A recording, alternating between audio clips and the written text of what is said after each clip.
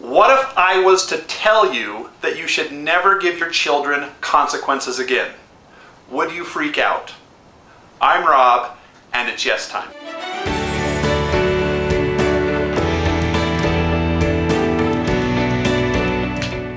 The question of this module is, how bad are things? How can we as parents and loved ones really get to the bottom of where the situation is? I want to start out by number one, saying to not freak out. We're going to address that consequence thing in just a few minutes. Number two, I want to teach you the Band-Aid principle. This is one of those situations where we have that tendency as human beings to put Band-Aids on injuries, okay? When a child gets a cut, as long as it's not gaping or deep, we're going to clean it out, we're going to put a Band-Aid on it. Over a few days, it should heal. That's the tendency of our brains as human beings, is to want to find the quickest and easiest solution for healing, okay? But if there is a gaping hole in a boat, for example, we might be able to put some tape or some temporary fix-it-up over that hole, and it might work for a little while, but that water is eventually going to come seeping through again. We often do that in life. When there is a gaping hole in behaviors or in an issue that we're dealing with our children, we often want to put a Band-Aid on that. That's totally human nature. We all do this as parents. We all do this as loved ones.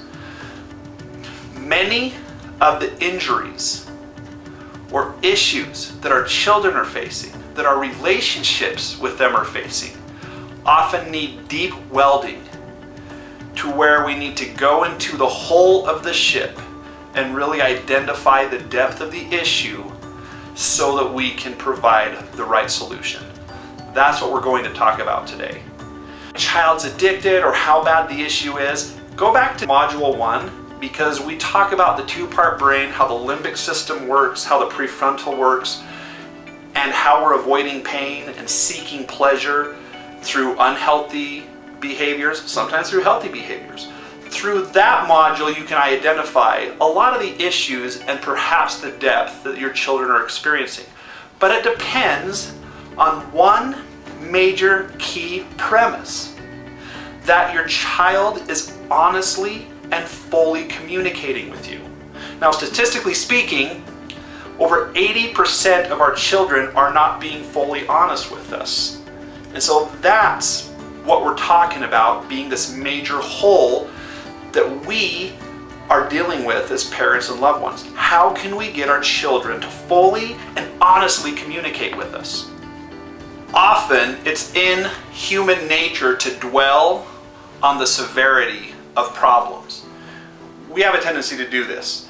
You're thinking correctly.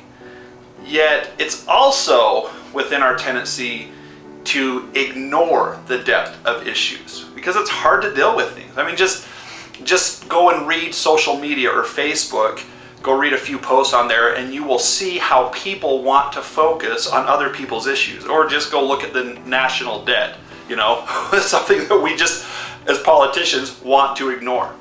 Within our family systems, it's often easier to ignore the issues than to deal with them.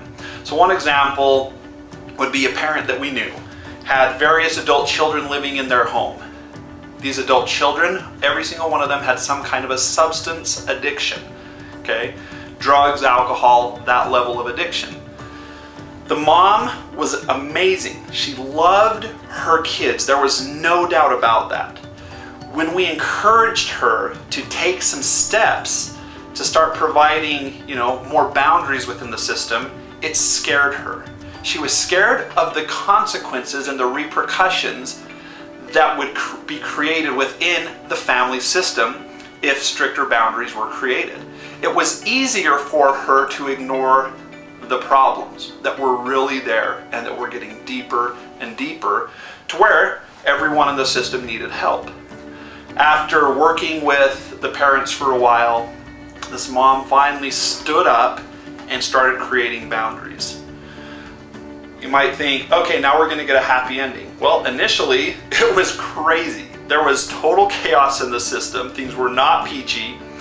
And at first, the kids were saying things like, you don't love us. If you loved us, etc., etc. And it was really, really hard. for this parent to dig in deep and see what needed to be changed within the system. But over time, every single one of those adult children started improving because boundaries were created, and they all started making major progress, and every single one of them saw how much their mother actually loved them by setting these healthy boundaries. A parent with an addicted son once stated, "It's easier for me not to know than to know."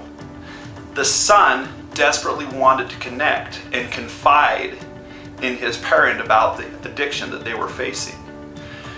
It's really easy for us as parents to blame ourselves or to get into that emotional place where we don't want to deal with those emotional issues that are facing our children. You're not alone in this if you're experiencing those emotions. It's vital to the success of our children for them to be able to openly and honestly communicate and open up. Them having a place of security, of non-judgmental reaction, a safe haven for them to come with their issues is vital to their current and future success in their lives. It's about truly connecting with those that we love, being able to sit with them in the reality of their issue, no matter how big or small it is. Oftentimes we downplay an issue. Like if a child comes in because they're scared at night, I'll say, well, suck it up and be tough. When what they really need is that place of security where we say, hey, I've been scared too. I know what that's like. Often that's what they need, is just, hey, you're not alone in this. Other people struggle with this. We're here for you. On the other hand, we often overplay an issue and we struggle to let it go. Almost like we want to know more and more and more as parents, even if the child isn't ready to let us know more. This is sometimes called helicopter parenting or policing, which we will discuss in later chapters. So you have that discussion with the kid and you say, you know, you need to regain trust with me. You have to open up and be more honest with me.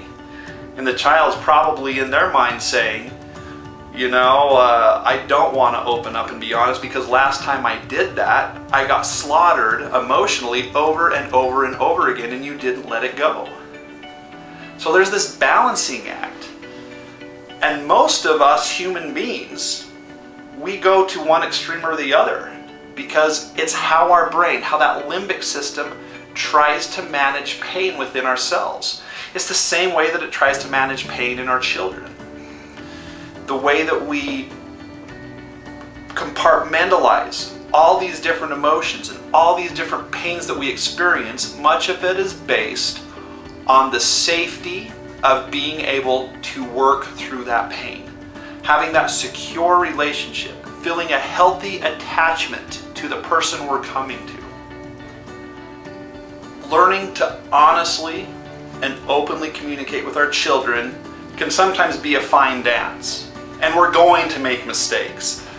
Being able to admit our mistakes, being able to work through our own imperfections as parents is crucial to the success of connecting with our children.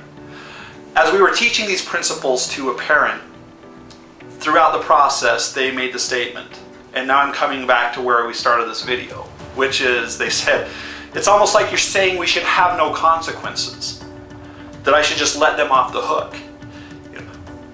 We love when we get to this place with a parent because they're starting to realize that consequences are not curative within behaviors. We know this from society. A majority of inmates in our prison systems will end up back in jail soon after being released because they're not learning the true core principles that create behavioral change, which is connection, attachment, feeling safe, being able to be fully accountable so that we can work through our issues. This is what your children need. So I'm not saying that you should get rid of consequences. Consequences and boundaries are vital to healthy processing. We have to have rule systems and consequences and boundaries to be able to manage and organize human experience in general. Without consequences, there would be total chaos. Okay? We'd all walk into grocery stores and take whatever we wanted because there would be no fear of any type of consequence. So there has to be rules and order. Yet, when we use rules and order as a primary way to control and predict behavior, we will almost always fail in the long run. We will get more sneaky, you know, like that kid that gets in the refrigerator, or maybe even your teenager, right? They sneak and get something out of the refrigerator and get caught. If you react in a way that says, punishment first, oh, you can't get in the refrigerator for a week, or no dinner for you, you disobeyed the rule. How is that creating a secure attachment with them? Versus if you take a minute to empathize with them. You know, why were you sneaking in the refrigerator? Well, I was hungry. Well, I guess you really were hungry. Thank you for being honest with me. Now that doesn't mean that you don't then give some kind of a consequence, but what you've done in that small and simple transaction is you have connected with your child. Those types of small transactions can happen on a daily basis, where you empathize, where you hear them, where you just slow down just a little bit and get on their level and hear what they're saying. You will start developing deep, lifelong connections where they feel safe coming to you with information, to where it's not about issuing the consequence immediately, but working through empathetically, hearing them, knowing the depth of the issue. And then you can figure out consequences later, maybe even the next day after they've been able to sleep on it. Oftentimes, working through a consequence with the child, helping them come up with the boundary or what needs to change. We've heard of situations where parents do this and the kids come up with a much harder consequence than the parents would have given, and all of a sudden the parents are empowered to be the good guy instead of the bad guy. You know, what do you think we should do? Well, you know, I'm probably going to be grounded. Yeah, you know, how long do you think you should be grounded for? Well, a week? All right, well, let's work through that then. And then 2 days into it, the parents say, you know what, you've been doing amazing. I think you need to have some freedom. Really? Yeah. All of a sudden, you're the good guy. You're empowered to be the good guy because you're on the same level with them. Instead of being this domineering, always pushing and pulling against the consequences. Which is why I love when parents get to the point where they feel like, well, if I just got rid of the consequences altogether, maybe that would actually help. Because at least your child would start connecting with you. Again, we're not saying you should do that, but it's that principle of learning to put the relationship first and then focus on the consequence and discipline second.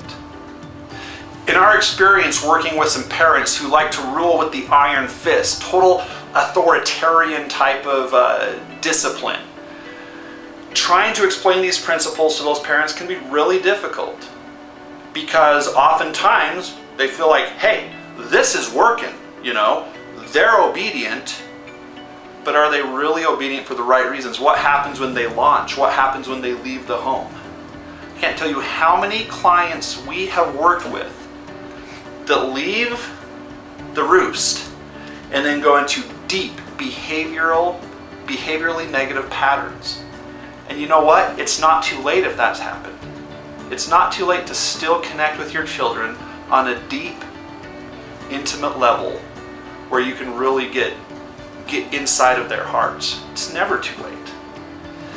So the key is yeah, an authoritarian, a really strict approach may work temporarily, but that's because who wants to get bit by the biggest and baddest and scariest wolf?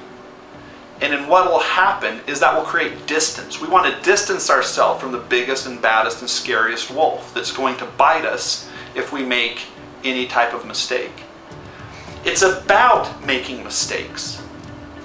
We make mistakes, you make mistakes, I make mistakes, and our children are definitely going to make mistakes.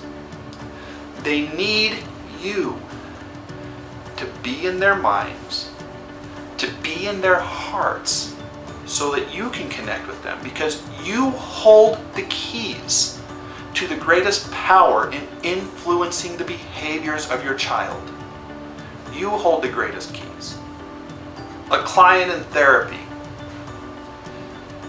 after a few months of working through a totally separate issue, opened up about starting to get into drugs. They had been messing around with some drugs for more months than they were seeing us in therapy. We asked, why did you open up about this? You didn't need to open up about this. We were seeing you for a totally different reason. They said, well,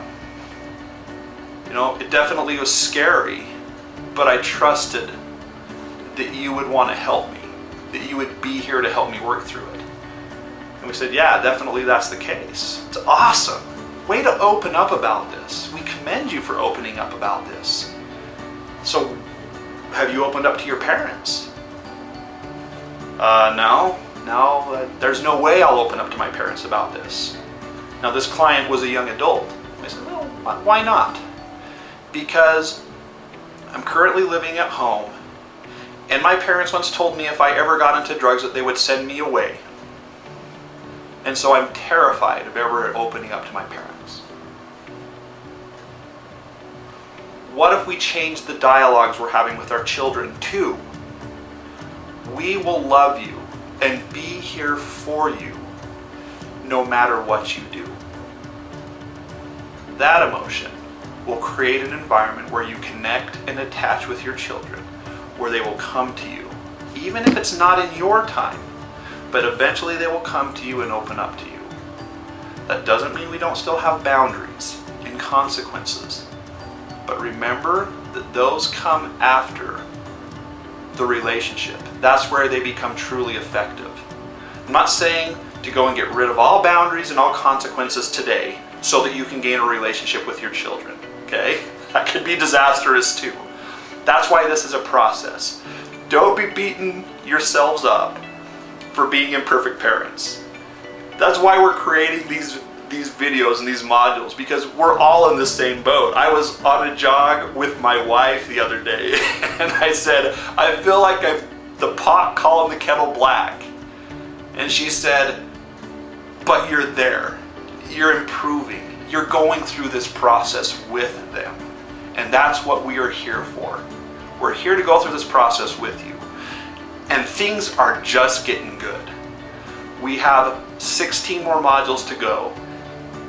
And we are confident that they're going to continue to change your life and the life of your children. Okay, so now for some simple assignments. As you've been going through this course, as you've been going through this specific module, there's probably a few areas that you've discovered that you can improve upon. Maybe that's reacting softer.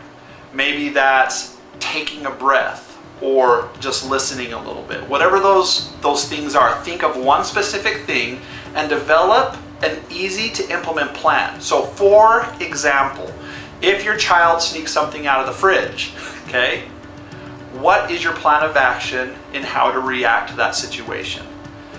And then try to find an opportunity to implement that plan throughout this next week. Now for your loved one, when something happens, when an opportunity arises for discipline, or they've made a mistake, or something's happened, or they've hit a brother or sister, or come home late from curfew, whatever it might be, take a breath, sit down, and listen. Totally dismiss the consequences from your mind and just be with your child. Even if it's just for 10-15 seconds, or maybe it'll be a 10-minute conversation. Then consequences can come later. We encourage you to go and post on our website and talk about the progress that you're making. Of course, this can be anonymous. Don't need to let anyone know who you are. It's just about being accountable and finding out what other parents are doing, and then expressing your successes, asking your questions as well. And then for yourself, look in a mirror, or whatever you need to do, and tell yourself what an amazing parent you are. You're here. You're going through this process. That makes you an amazing parent. And then focus on what you can do to continue to improve. Thank you so much for being here. We're looking forward to Module 5, which will answer the questions of, is your help enough? Or does my child need additional help, therapist, or something else? We're going to focus in on that area, and we'll see you next time.